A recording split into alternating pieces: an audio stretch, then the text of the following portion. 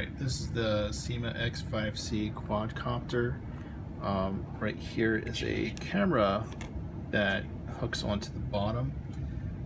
The problem is I want to do video streaming, and this just records video that I can play back after I've flown the quadcopter. This is a pretty cheap system. It's probably one of the cheapest ones you can get to do FPV. You have a television screen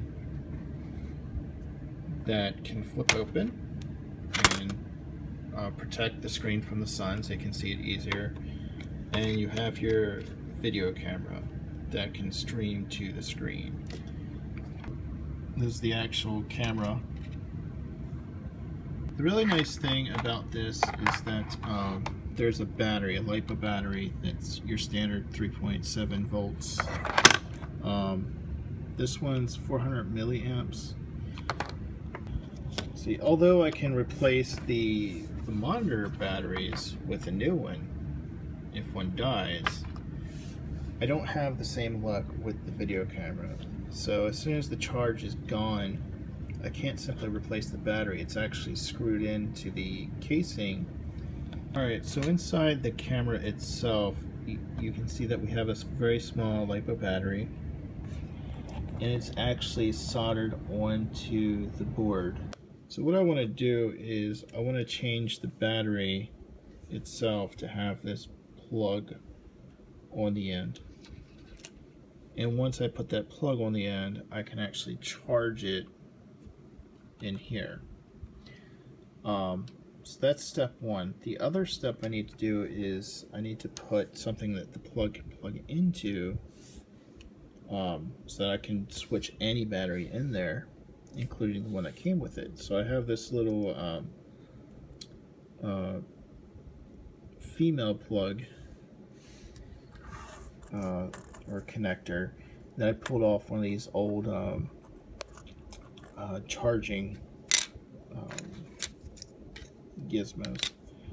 I'm going to remove these wires and replace them with this guy, and then I'm going to use those wires to create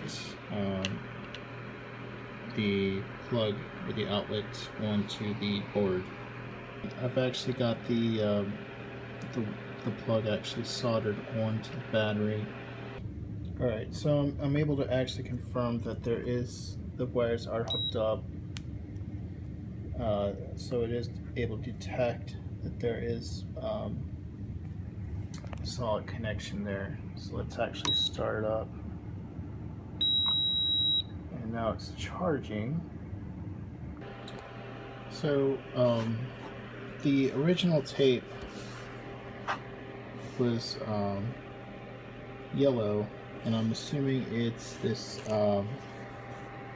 Coptan tape. Captain. I had a spool of it laying around, so it appears to be the same. Just make sure you be careful bending that circuit board back in there. I got one small part left to do, and that's to put the actual connector at the top. Okay, that was actually a pretty big pain to put together. I'm just not comfortable with the joint. And that's the actual wire with the heat shrink to prevent a short circuit. Okay, so the main thing I see right now is the light is on underneath.